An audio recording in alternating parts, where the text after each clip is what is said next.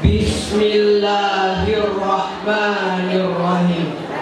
Jalan-jalan ke Pulau Bubat. Sampai di sana berlomba lari. Sambutlah salam kami dengan semangat, karena Anda pengikut Nabi. Assalamualaikum warahmatullahi wabarakatuh.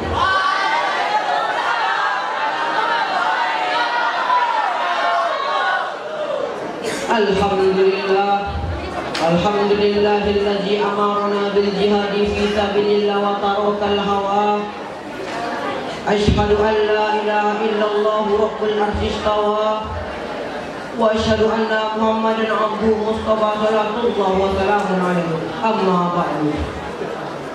Masih ada dalam ingatan kita tragedi 11 September 2001, di mana pusat ekonomi dunia yang terbangun di Menara Kembar World Trade Center, New York, Amerika Serikat, hancur lebur dihantam oleh pesawat komersial yang dibajak oleh sekelompok orang yang kemudian dikenal sebagai musuh dunia, yakni Al-Qaeda.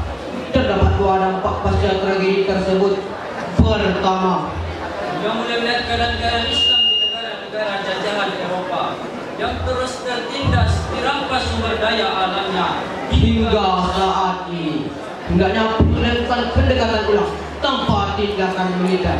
Namun hasilnya mereka hingga saat ini tetap tertindas. Yang kedua, Dunia saat ini melihat gelagat buruk dari penyebaran Islam begitu pesat di Eropa. sehingga inilah saja untuk mempropagandakan dan mengadu domba umat Islam dengan menggolongkan umat Islam kepada dua kelompok, yakni Islam radikal sebagai basis teroris di dunia dan Islam moderat sebagai sahabat mereka. hadirin. Kedua dampak ini melibatkan seluruh daerah di Indonesia, bahkan tak begitu lama dari kasus PTC Bali sebagai pusat pariwisata Indonesia dibom oleh mereka yang mengaku sebagai para mujahid Islam, lalu timbul tanda tanya. Maka Islam telah mengajarkan tentang jihad sebagai sebuah penindasan dan teror. ataupun sesungguhnya jihad dapat menjadi sarana untuk membangun persaudaraan. Oleh karenanya, jihad dalam membangun persaudaraan adalah tema yang akan kita bahas pada kesempatan kali ini. Dengan redaksi awal firman Allah Subhanahu wa taala dalam Quran surah At-Taubah ayat 40 ini.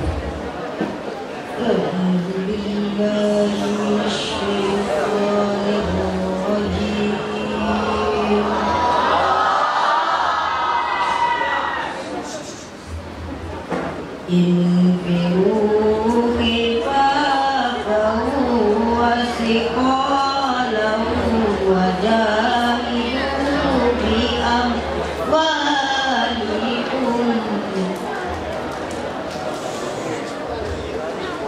wa jahidu bi amwalikum wa anfusikum fi sabilillah.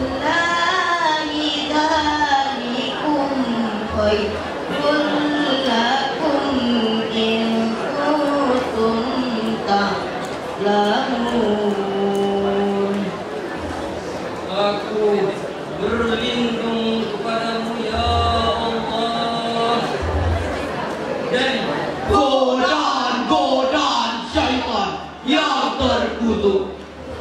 berangkatlah kamu baik dalam keadaan ringan maupun berat, dan berjihadlah dengan harta kamu dan diri kamu di jalan Allah Subhanahu wa taala. Yang demikian itu akan lebih baik bagi diri kamu jika kamu mengetahuinya.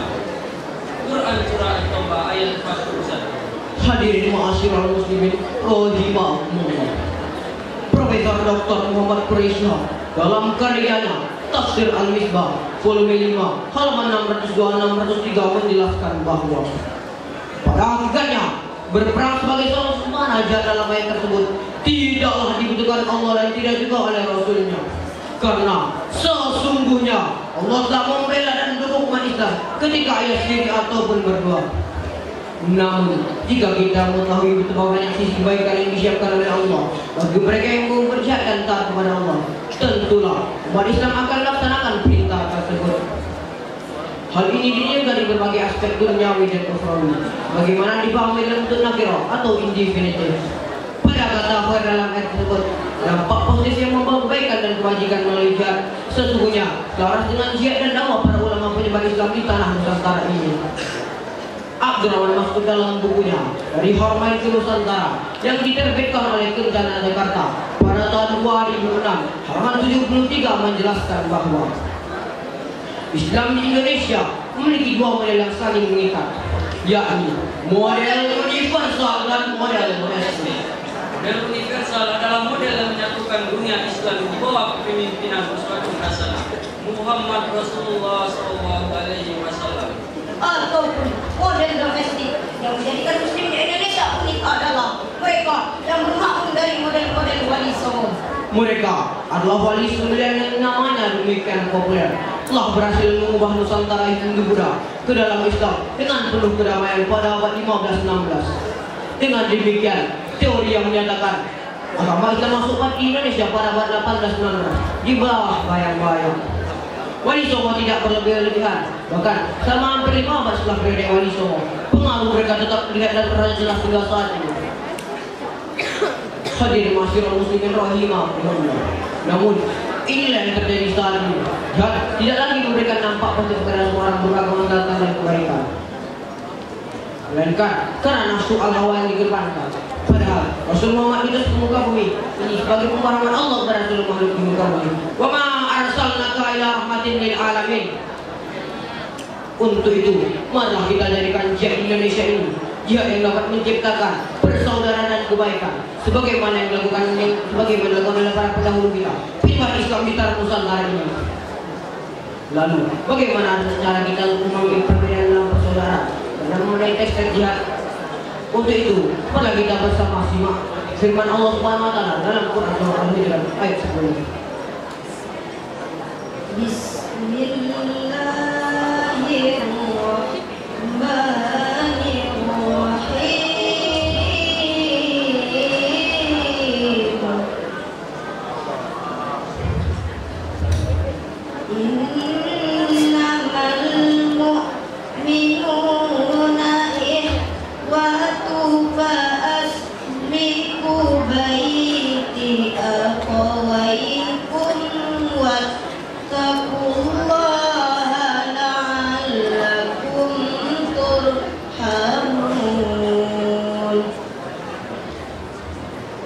Dengan menyebut asma-Mu ya Allah yang Maha Pengasih lagi Maha Penyayang. Kita telah kembali dari jihad yang kecil menuju jihad yang besar. Para sahabat bertanya, apa itu jihad yang besar? Rasul menjawab, seorang hamba berjihad melawan hawa nafsunya. Hadirin masyarakat Muhammad Quraisy dalam karya tafsir Al-Misbah volume 13 halaman 247 menjelaskan bahwa penggunaan kata innama dalam konteks penjelasan tentang persaudaraan mukmin ini mengisyaratkan bahwa sebenarnya semua pihak telah mengetahui secara pasti bahwa kaum beriman bersaudara, sehingga semestinya tidak terjadi lagi dari pihak manapun hal-hal yang mengganggu persaudaraan itu. Adapun kata ikhwah mengisyaratkan bahwa persaudaraan yang terjalin antar semua mukmin ini persaudaraan yang dasarnya beragama, sekali atas dasar persamaan iman dan kali dua persaudaraan keturunan. Walaupun yang kedua ini bukan pengertian yang hakiki. Dengan demikian, tidak ada lagi alasan untuk memutus persaudaraan antar semua mukmin. Lebih-lebih lagi, kalau antar individu masih direkatkan oleh persaudaraan sebangsa, secita-cita, Sebahasa, senasib, sepenanggungan. Adapun kata apa itu adalah bentuk dual dari kata A. Bentuk dual ini mengisyaratkan bahwa jangankan banyak orang, dua orang pun jika mereka berselisih harus diupayakan islah antar mereka, sehingga persaudaraan dan hubungan manusia mereka terjalin kembali. Dengan demikian, dengan ayat di atas dengan sangat jelas mengisyaratkan bahwa persaudaraan dan kesatuan akan melahirkan limpahan rahmat bagi mereka semua. Sebaliknya, perpecahan dan keretakan hubungan akan mengundang akhirnya bencana buat mereka yang pada puncaknya dapat melahirkan pertumpahan darah dan perang saudara. Akhirnya, melalui ajang perlombaan ini, kami menghimbau kepada seluruh umat Islam untuk terus berjihad di jalan Allah dengan cara memahami Al-Quran dan maksudnya, sehingga dia dapat menciptakan persaudaraan yang kuat antar sama kita. Oleh karenanya, wahai saudara-saudaraku orang Jawa, kita sedoyo sederet. Wahai saudara-saudaraku orang Betawi, kita semuanya disaudari. Wahai saudara-saudaraku orang Lampung, kang semua sebagian. Wahai saudara-saudaraku orang Madura, taretan-taretan tadi sampai kami sadar dinasa taretan. Wahai saudara-saudaraku orang Aceh, Butangyo Bandung mas saudara, bereni pakai-pakai. Wahai saudara-saudaraku orang Papua Iden Jaya, ipar-ipar katoran kita semua saudara. Wahai saudara-saudaraku keturunan Tionghoa, tajia usai kita di banyak cintailah. Wahai saudara-saudaraku orang India, kami sampai-sampai mati. Untuk itu, telah kita tingkatkan ukhuwah basyariah, Ukhuwah Watonia, Ukhuwah Islamiyah, demi mendapatkan rahmat Allah Subhanahu wa taala. Amin amin ya rabbal alamin. Demikianlah yang dapat kami sampaikan. Terima kasih atas segala perhatian dan mohon maaf atas segala kesalahan. Unsur maqala wala tawzur maqala. lihat apa yang dibicarakan. jangan lihat siapa yang berbicara. Wabillahi taufiq wal hidayah. Wassalamualaikum warahmatullahi